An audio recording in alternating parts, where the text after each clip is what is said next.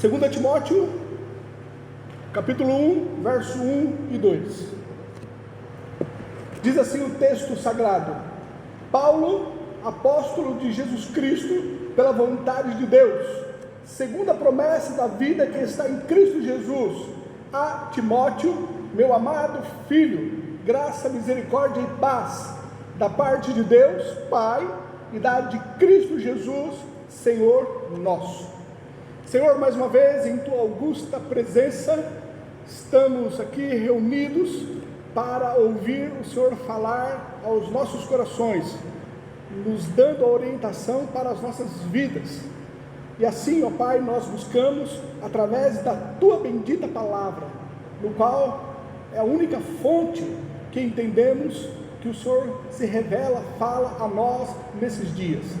Pai, no nome do Senhor Jesus, usa-me como instrumento Teu, como um vaso de barro, para que eu possa, capacitado pelo Senhor, levar, ó Pai querido, a Tua palavra, elucidar, ó Pai querido, esse texto, fazer com que ele se torne mais compreensível para a Tua igreja. A Tua igreja eu suplico que o Senhor dê o discernimento do Teu Espírito Santo, para que eles possam reter somente o que vier da Tua parte. Senhor, eu oro a Ti em nome de Jesus, amém. Irmãos, poder sentar. 2 Timóteo, essa então é a última carta escrita pelo apóstolo Paulo. Vamos ver aqui quais foram as circunstâncias no qual Paulo ele se encontrava, em que ele escreveu esta carta. Ele, quando escreveu essa segunda carta, ele se achava preso em Roma pela segunda vez. A primeira prisão de Paulo, ele estava obtendo uma certa liberdade, não obstante ele estar preso, mas a sua prisão era uma prisão domiciliar. Ele podia receber pessoas, ele tinha um certo conforto, e ele estava então preso, mas não num cárcere, ele estava em uma prisão domiciliar. Atos, capítulo 28, o verso 20 e o verso 30, assim diz: por essa causa vos chamei para vos ver e falar, porque pela esperança de Israel estou com esta cadeia. E Paulo ficou 2 anos inteiros na sua própria habitação que alugara, e recebia todos quantos vinham vê-lo. Então, essa foi a primeira prisão de Paulo. Já agora, nessa sua segunda prisão, ele em Roma, ele estava no cárcere, ele estava em cadeias. Na verdade, tinha ali soldados, supervisionando a ele. Ele já não desfrutava em toda essa liberdade, ele já não podia receber ali as pessoas. Então, a condição dele, agora nessa sua segunda prisão, o local no qual ele escreveu essa segunda carta, já era mais complicada, mais difícil. A situação dele era de cadeias. Aqui nós vemos no verso 16, capítulo 1, aqui no verso 16 e no verso 17, diz assim: o Senhor conceda misericórdia à casa de Onesíforo, porque muitas vezes me recreou e não se envergonhou das minhas cadeias. Antes, vindo ele a Roma com muito cuidado, me proveu e me achou. Então, essa é a circunstância no qual ele estava. O Onesíforo, que o encontrou, o viu ali em cadeias, ele estava realmente assim, aprisionado. Veja bem, não obstante ele estar ali preso, em cadeias, ele não se via como um prisioneiro político. Paulo, ele não se via como tendo sido preso por ele ser um malfeitor, ou então ele estava ali preso porque Roma o aprisionou. Ele se via, a forma como ele se via, como um prisioneiro do Senhor. Olha aqui o verso 8, assim diz: portanto não me envergonhes, não te envergonhes do testemunho de nosso Senhor, nem de mim, que sou um prisioneiro seu. Então ele se via lá como um prisioneiro do Senhor. Nessa condição que ele se encontrava, preso agora em Roma, encarcerado, em cadeias, soldados ali supervisionando, ele estava sujeito à solidão, ao enfado e ao frio. capítulo 4, olha aqui do verso 10 até o verso 13, diz assim: porque Demas me desamparou, amando o presente século, e foi para Tessalônica, Crescente para a Galácia, Tito para a Dalmácia. Só Lucas está comigo. Toma Marcos e traze-o contigo, porque me é muito útil para o ministério. Também te enviei Tíquico a Éfeso. Quando vieres, traz a capa que deixei em Trode, em casa de Carpo, e os livros, principalmente os pergaminhos. Era essa a condição dele, sujeito então à solidão, ao frio e ao enfado. Ele, não obstante ser um apóstolo, não obstante não ser um bardeleiro, não obstante não ser um malfeitor, ele era visto, ele era considerado um malfeitor ali pelos soldados romanos, por Roma. Olha o capítulo 2, o verso 9: por isso sofro trabalhos e até prisões, como um malfeitor, Paulo, ele já havia passado pela sua primeira audiência, e ele estava ali aguardando, os resultados desse julgamento, mas ele estava muito consciente que ele não seria absolvido. Olha aqui o capítulo 4, o verso 16, diz assim: ninguém me assistiu na minha primeira defesa, antes todos me desampararam, que isso lhes não seja imputado. Ele estava assim muito consciente que a morte lhe era inevitável, que na verdade ele não seria absolvido. Olha o capítulo 4, do verso 6 ao verso 8, ele assim diz: porque eu já estou sendo oferecido por aspersão de sacrifício, e o tempo da minha partida está próximo. Combati o bom combate, acabei a carreira e guardei a fé. Desde agora a coroa da justiça me está guardada, a qual o Senhor, justo juiz, me dará naquele dia, e não somente a mim, mas também a todos os que amarem a sua vinda. Então, este é o contexto no qual Paulo escreveu a sua última carta, encarcerado, preso, sentindo frio, sozinho, desamparado pelos seus amigos, visto então como malfeitor, não podendo ali receber visitas, reconhecendo que a sua morte era iminente, já havia passado pela sua primeira audiência, mas ele já estava como que passando ali o cajado, já estava se preparando para a morte. Ele reconhece isso, que já havia combatido o bom combate e a sua morte era iminente. Essa então é a situação, é a condição, as circunstâncias em que Paulo estava quando ele escreveu essa carta a Timóteo. Qual foi o propósito de Paulo, ele ter escrito essa carta a Timóteo? Para que ele escreveu? Em virtude disso mesmo, porque ele estava consciente de que a sua morte era iminente. Portanto, ele se preocupou em relação à transmissão do Evangelho. Alguém teria que dar continuidade à pregação, a falar de Cristo. Então ele convoca aqui a Timóteo para que assim o fizesse. Olha aqui o capítulo 4, o verso 1 e o verso 2: conjuro-te, pois, diante de Deus e do Senhor Jesus Cristo, que há de julgar os vivos e os mortos na sua vinda e no seu reino, que pregues a palavra, insta a tempo e fora de tempo, redarguas, repreendas, exortas com toda a longanimidade e doutrina. Timóteo, ele não deveria submeter às pressões da opinião pública ou conformar-se ao espírito da época, mas antes ele deveria permanecer firme na sua pregação, firme em falar acerca de Cristo e acerca da sua justiça. Olha aqui o capítulo 2, do verso 1 e o verso 2: tu, pois, meu filho, fortifica-te na graça que há em Cristo Jesus, e o que de mim, entre muitas testemunhas ouvistes, confia a homens fiéis, que sejam idôneos para também ensinarem a outros. Esse então foi o propósito pelo qual Paulo escreveu essa carta, para que ele desse essa incumbência, para que ele passasse o cajado para Timóteo, e Timóteo então continuasse continuasse falando acerca de Cristo. Vamos ver agora esse Timóteo, a quem foi endereçado a carta. Timóteo, ele viajou com Paulo durante a maior parte da sua segunda e da sua terceira viagem, e ele foi um dos delegados apostólicos, né, no qual Paulo enviou, tanto ali para a igreja de Corinto, como também para a igreja de Tessalônica. Ele era alguém em que Paulo confiou, para então estar indo visitar essas igrejas, no nome dele, né? Vamos lá, Tessalônica, a igreja de Tessalônica e a igreja de Corinto. 1 Tessalonicenses, capítulo 3, o verso 2 diz: e enviamos Timóteo, o nosso irmão e ministro de Deus, e nosso cooperador no Evangelho de Cristo, para vos confortar e vos exortar acerca da vossa fé.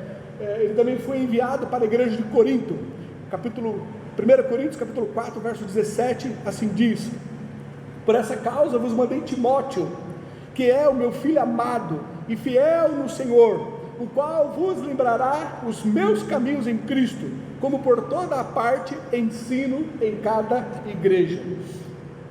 Timóteo, ele acompanhou a Paulo quando ele foi a Jerusalém. Atos capítulo 20, o verso 4 diz: e acompanhou até a Ásia Sópater de Bereia, e dos de Tessalônica Aristarco, e Segundo e Gaio de Derbe, e Timóteo, e dos da Ásia Tíquico e Trófimo. Paulo, quando estava ali encarcerado, nós vemos que em Roma, né, Timóteo também estava ali junto com ele. Nós sabemos disso porque quando Paulo ele escreve as suas cartas para Filemão, para Filipenses e para Colossenses, ele coloca ali como Timóteo um daqueles que estava com ele. No início dessas cartas, ele coloca também o nome de Timóteo. Então Timóteo estava ali com Paulo quando ele estava encarcerado em Roma. Filemão diz isso, né? Mostra quando na sua saudação que ele faz a Filemão, ele coloca ali o nome de Timóteo. A saudação que ele faz à igreja de Filipenses, ele coloca o nome de Timóteo.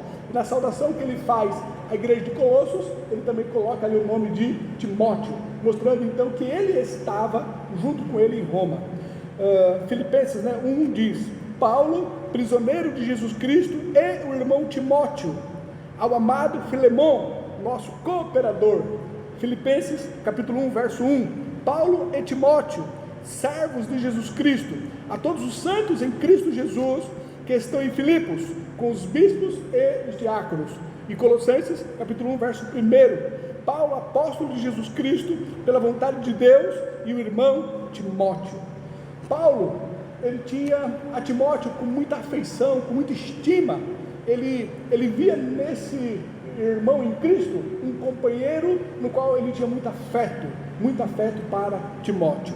1 Coríntios capítulo 4, o verso 17 diz: por essa causa vos mandei Timóteo, que é o meu filho amado e fiel no Senhor.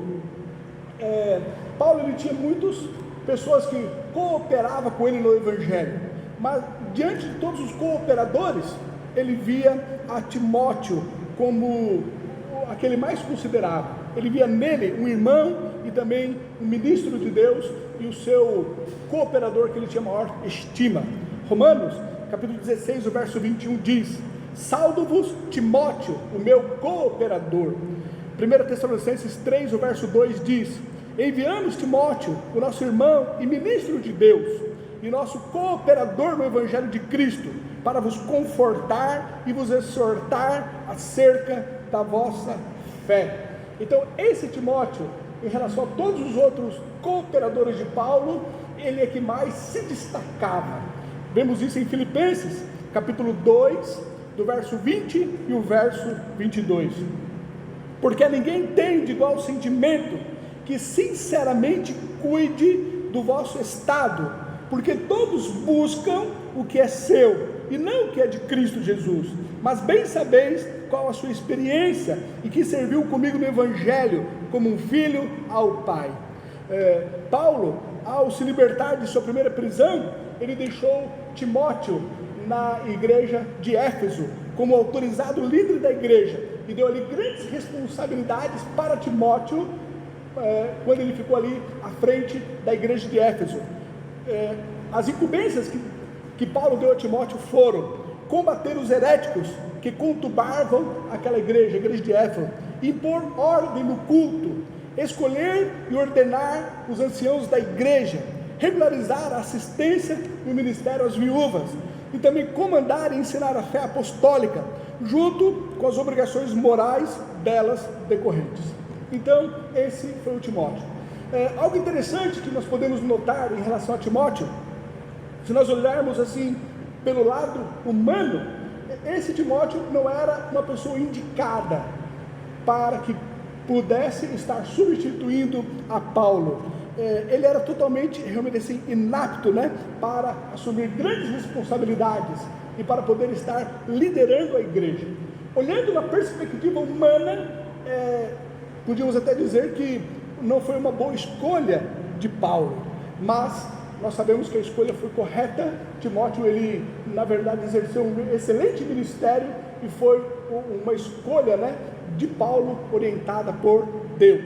Mas olhando pelo lado humano, ele não tinha as qualificações que poderiam colocá-lo na liderança. Qual o motivo? Porque, em primeiro lugar, ele era relativamente jovem. 1 Timóteo 4, aqui o verso 12 diz: ninguém despreze a tua mocidade, mas seu exemplo dos fiéis na palavra, no trato, no amor, no espírito, na fé e na pureza.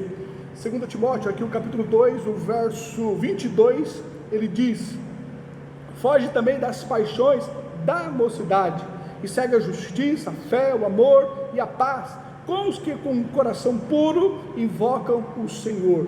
Então assim, pelo fato da sua idade, pelo fato dele ser um pouco jovem, talvez não seria a pessoa mais indicada. Outra questão também era que Timóteo, ele era propenso a doenças. 1 Timóteo capítulo 5, o verso 23 diz: não bebas mais água só, mas usa de um pouco de vinho, por causa do teu estômago e das tuas frequentes enfermidades. Então Timóteo era propenso à doença. Outra questão também, que Timóteo, ele era assim de temperamento tímido, e talvez essa pessoa, para ocupar a liderança, para estar ali exortando, para estar ali tratando com as pessoas de mais idade, sendo ele um jovem e também assim retraído, uma pessoa tímida, também isso o dificultou. Vemos isso aqui no capítulo 1, o verso 7 e o verso 8 diz: porque Deus não nos deu o espírito de temor, mas de fortaleza e de amor e de moderação. Portanto, não te envergonhes do testemunho de nosso Senhor, nem de mim, que sou prisioneiro seu. Antes, participa das aflições do Evangelho, segundo o poder de Deus. Então, eram essas as características de Timóteo: um temperamento tímido, propenso a doenças, e também assim, muito jovem. Talvez isso o dificultou no seu ministério. Agora, vamos olhar aqui para essa carta. 2 Timóteo, ele tem aqui 4 capítulos, e a divisão aqui da carta, na verdade, poderia ser dividida em 4 sessões, ou então 4 exortações que nós podemos ver. Cada exortação, ou cada sessão, compõe então um desses capítulos. O primeiro capítulo, ou a primeira exortação que nós temos, é quando Paulo convoca a Timóteo para que ele guardasse o Evangelho. Olha aqui no verso 14: guarda o bom depósito pelo Espírito Santo que habita em nós. A segunda sessão, nós podemos intitulá-la aqui como o chamado de Paulo para que Timóteo, ele sofresse pelo Evangelho. Essa é a segunda divisão, ou a segunda sessão que nós encontramos aqui. Olha o capítulo 2, o verso 3, e o verso 8 e o verso 9. Olha aqui o verso 3: tu, pois, sofre as aflições como bom soldado de Jesus Cristo. O verso 8 e o verso 9 diz: lembra-te de que Jesus Cristo, que é da descendência de Davi, ressuscitou dentre os mortos, segundo o meu evangelho. Por isso sofro trabalhos e até prisões como malfeitor, mas a palavra de Deus não está presa. Então, Paulo mostrando o dever de Timóteo em relação ao sofrimento pela causa de Cristo. A terceira divisão, nós vemos aqui no terceiro capítulo, que seria a terceira exortação de Paulo, é que ele deveria perseverar em relação ao Evangelho. Olha aqui o capítulo 3, do verso 13 ao verso 14. Ele deveria ser perseverante, não desistir, não obstante as dificuldades, não obstante as circunstâncias, ele deveria ser perseverante. Paulo exorta isso aqui no capítulo 3, verso 13 ao verso 14. Mas os homens maus, enganadores, irão de mal para pior, enganando e sendo enganados. Tu, porém, permanece naquilo que aprendeste e de que foste inteirado, sabendo de quem o tens aprendido. E a quarta sessão, ou a quarta exortação aqui de Paulo, no capítulo 4, nós vemos que Paulo então o chama, o convoca para que ele proclamasse o Evangelho. Essa é a quarta exortação de Paulo. Capítulo 4, verso 1 e verso 2 diz: conjuro depois diante de Deus e do Senhor Jesus Cristo, que há de julgar os vivos e os mortos na sua vinda e no seu reino, que pregues a palavra, instes a tempo e fora de tempo, redarguas, repreendas, exortas com toda a longanimidade e doutrina. Pois bem, então essas são as circunstâncias em que Paulo se encontrava, no qual ele escreveu essa sua última carta, encarcerado, reconhecendo que estava prestes para morrer, para ser martirizado, e ele então, entendendo que o reino de Deus deveria ter alguém que desse continuidade, ele escreve essa carta convocando ali Timóteo. Timóteo, não obstante ser uma pessoa tímida, jovem, propensa à doença, mas Deus ali o escolheu, e Paulo, direcionado pelo Espírito Santo, convoca ali a Timóteo. Ele escreve essa carta a esse jovem pastor, no qual recebe ali o bastão para dar continuidade ao ministério que Paulo havia iniciado. Ele já conhecia muito bem a Paulo, nas suas duas últimas viagens, na sua segunda, terceira viagem, ele o acompanhou e sempre esteve ali do lado de Paulo. Pois bem, vamos ver aqui no verso 1 e o verso 2, o que nós podemos aprender aqui nesta introdução. O verso 1 diz: Paulo, apóstolo de Jesus Cristo, pela vontade de Deus. Assim como Paulo ele fez na carta aos Gálatas, ele se intitula apóstolo, não por vontade própria, não por designação humana, não por um colegiado de pastores que o designaram, mas ele reconhece que o seu apostolado foi por um chamado divino, foi por uma ordem divina. Paulo, apóstolo de Jesus Cristo, pela vontade de Deus. Lá em Gálatas, ele também afirma da mesma forma, que o seu chamado foi então divino, foi Deus quem o convocou para o apostolado. Gálatas capítulo 1, verso 1 diz: Paulo, apóstolo, não da parte dos homens, nem por homem algum, mas por Jesus Cristo e por Deus Pai, que o ressuscitou dentre os mortos. Ainda que ele reconhecesse que ele não fazia parte dos 12, ele não se via de uma forma diferente, mas ele entendia que ele era igual aos 12. Ele não fez parte ali do ministério enquanto Jesus estava ali com o chamado dos 12, mas ele se via igual aos demais. 1 Coríntios, capítulo 9, verso 1, ele fala: não sou eu apóstolo? Não sou livre? Não vi eu a Jesus Cristo, Senhor nosso? Não sois vós a minha obra no Senhor? Ele então se via igual aos demais. 1 Coríntios capítulo 15, o verso 8, o verso 9 diz: e por derradeiro de todos me apareceu também a mim, como a um abortivo, porque eu sou o menor dos apóstolos, que não sou digno de ser chamado apóstolo, pois que persegui a igreja de Deus. A sua experiência no qual ele teve a caminho de Damasco foi mais que a sua conversão, mas ali também foi o seu comissionamento missionário.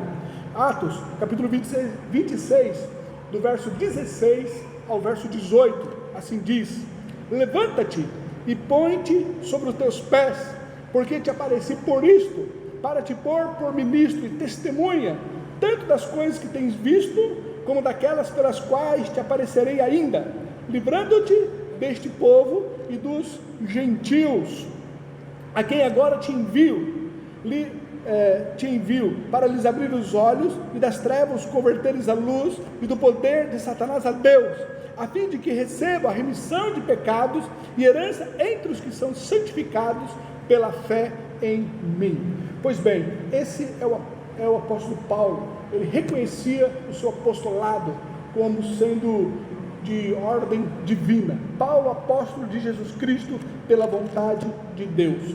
Ele continua dizendo: segundo a promessa. Segundo a promessa. Quando ele diz aqui, segundo a promessa, isso equivale a dizer que ele foi comissionado como apóstolo, em primeiro lugar, para formular o Evangelho, e depois para estar comunicando o Evangelho. Entenda, ele diz aqui: Paulo, apóstolo de Jesus Cristo, pela vontade de Deus, segundo a promessa. Então, quando ele fala que é segundo a promessa, o que Paulo ele quer que nós entendamos é que ele foi chamado, enquanto apóstolo, primeiro para ele formular o Evangelho, e depois para ele pregar o Evangelho. Ou seja, ele não recebeu o Evangelho já mastigado, o Evangelho já completo, o Evangelho já como ele estava pregando. Ele recebeu, foi as promessas de Deus. Então, ele formulou o Evangelho para depois estar comunicando o Evangelho. Veja bem, isso é muito importante, porque é uma das características do apóstolo. O apóstolo, por definição bíblica, ele tem essa característica. Ele é uma pessoa capacitada por Deus para poder interpretar o Velho Testamento à luz da vida do Senhor Jesus Cristo crucificado, e poder então formular as doutrinas para a igreja cristã. Essa é uma qualificação do apostolado. Ele tem essa luz do Espírito Santo, essa iluminação, para poder então interpretar essas promessas que ele recebeu. E ao receber essas promessas, ele então as interpretou e pôde formular o Evangelho. E formulando o Evangelho, ele depois comunicou o Evangelho. Veja bem, pessoas hoje que se auto-intitulam apóstolos, elas não têm essa qualificação, elas não têm essa capacitação, ela não tem essa iluminação do Espírito Santo para poder desvendar os mistérios ocultos no Velho Testamento acerca do Senhor Jesus Cristo, e poder então formular em doutrinas. Mas isso é uma capacidade de um apóstolo, que o qualifica enquanto apóstolo. Por isso que nós entendemos que não existe apóstolos em nossos dias, mas Paulo então, ele é chamado como apóstolo da vontade de Deus, e ele diz: Paulo, apóstolo de Jesus Cristo, pela vontade de Deus, segundo a promessa. Segundo a promessa, ele recebeu as promessas do Velho Testamento, ali ele formulou o Evangelho, para depois então poder comunicar o Evangelho. Aí ele continua: segundo a promessa da vida que está em Cristo Jesus. Ele declara que a vida está em Cristo Jesus, o qual aboliu a morte e trouxe a luz à vida e a incorrupção pelo Evangelho. Olha aqui o verso 10, quando ele diz aqui a promessa da vida que está em Cristo Jesus. Olha aqui o verso 10: e que é manifesta agora pela aparição de nosso Senhor Jesus Cristo, o qual aboliu a morte e trouxe à luz a vida e a incorrupção pelo Evangelho.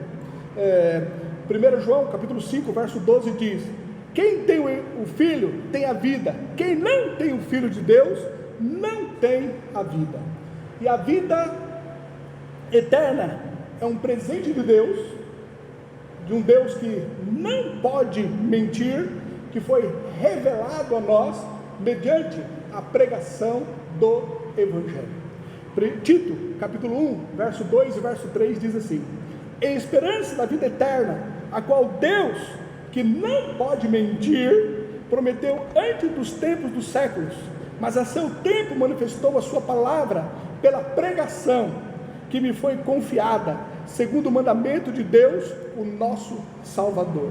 Então, essa é a vida eterna, é um presente que Deus, de um Deus que não pode mentir, que foi revelado a nós mediante a pregação do Evangelho. E essa revelação que nos foi dada, foi formulada pelos apóstolos, aqueles apóstolos que receberam as promessas. Essas promessas, ele então as recebeu, formulou o Evangelho e pôde então pregar a nós. E a vida eterna é esse presente que nós recebemos através da pregação do Evangelho. Romanos capítulo 1, verso 1 e 2 diz: Paulo, servo de Jesus Cristo, chamado para apóstolo, separado para o Evangelho de Deus, o qual antes prometeu pelos seus profetas nas santas Escrituras.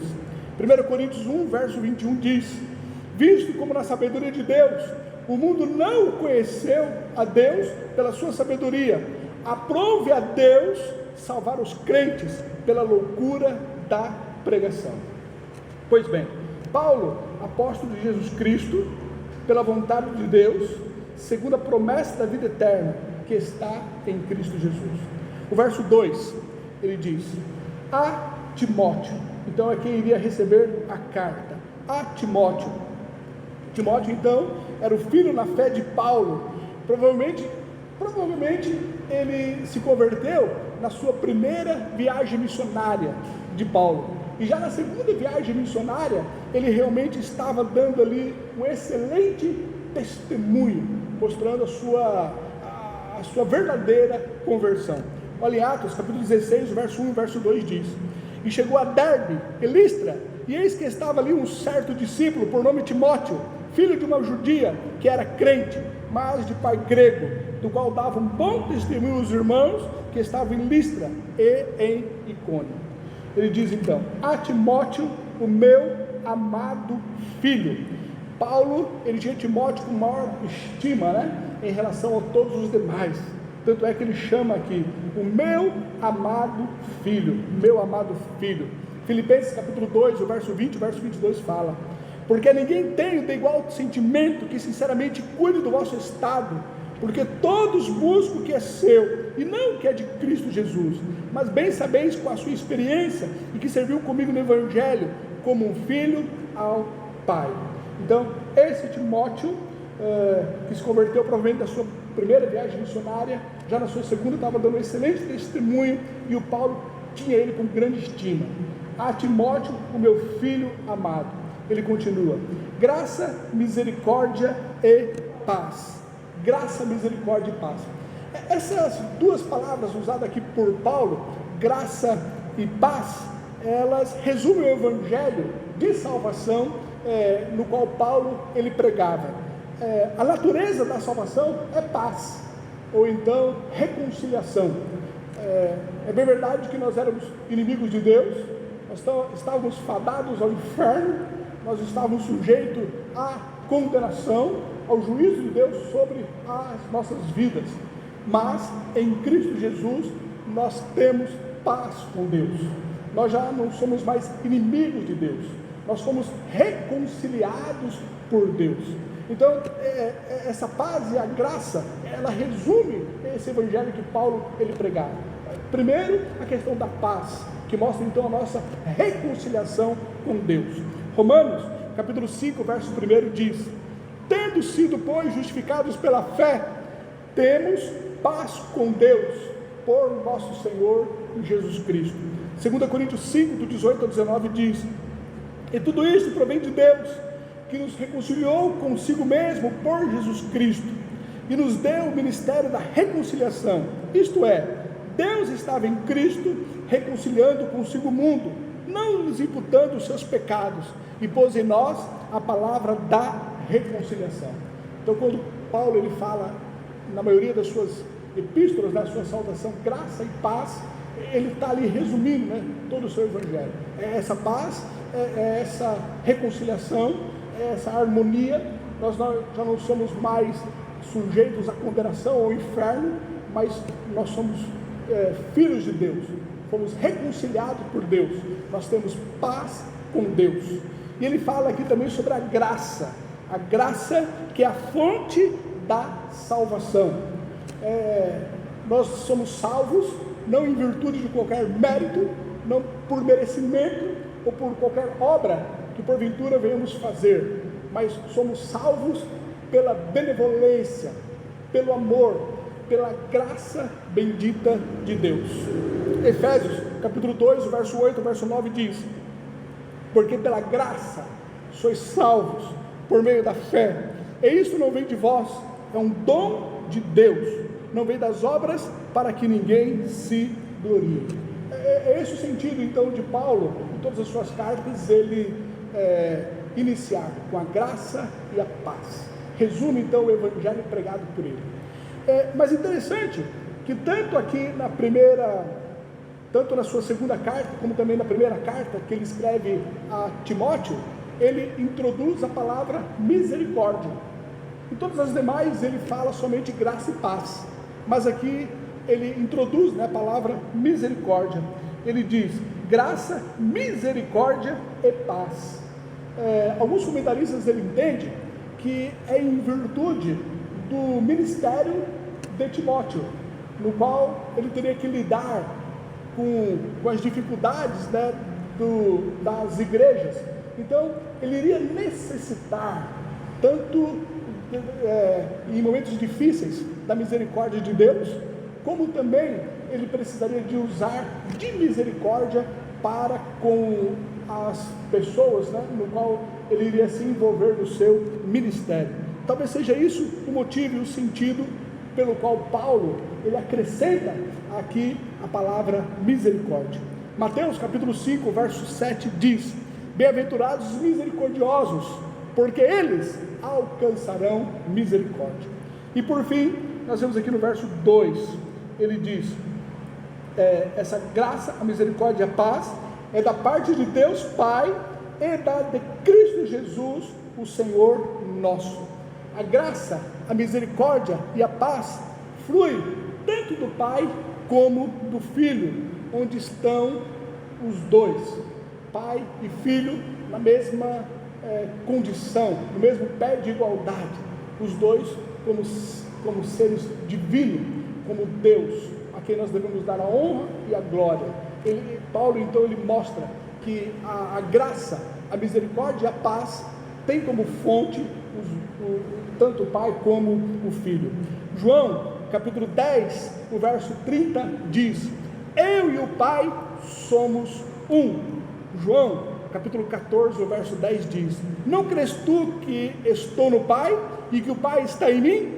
As palavras que eu vos digo, não as digo de mim mesmo, mas o Pai que está em mim é quem faz as obras. Mostrando então que tanto o Pai e o Filho estão no mesmo pé de igualdade. Quais as lições que nós podemos tirar aqui desses dois versículos? A primeira lição é que se somos algo, se fazemos algo para Deus, se nós temos algum cargo, ou podemos então servir ao Senhor, nós o somos ou o fazemos pela vontade de Deus.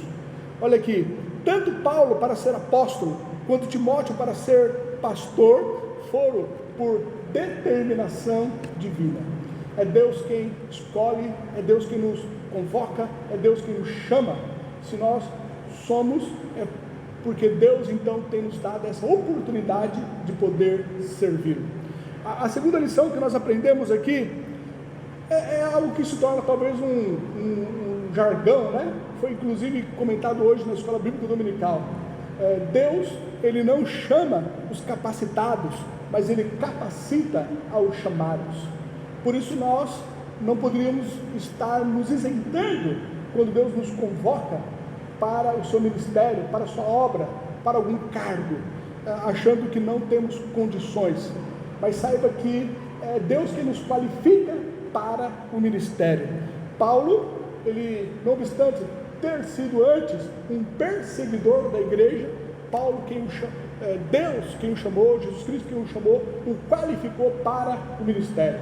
Timóteo, não obstante ser jovem, não obstante ser propenso às enfermidades, não obstante ele ser tímido, Deus então o chama e o capacita para o ministério.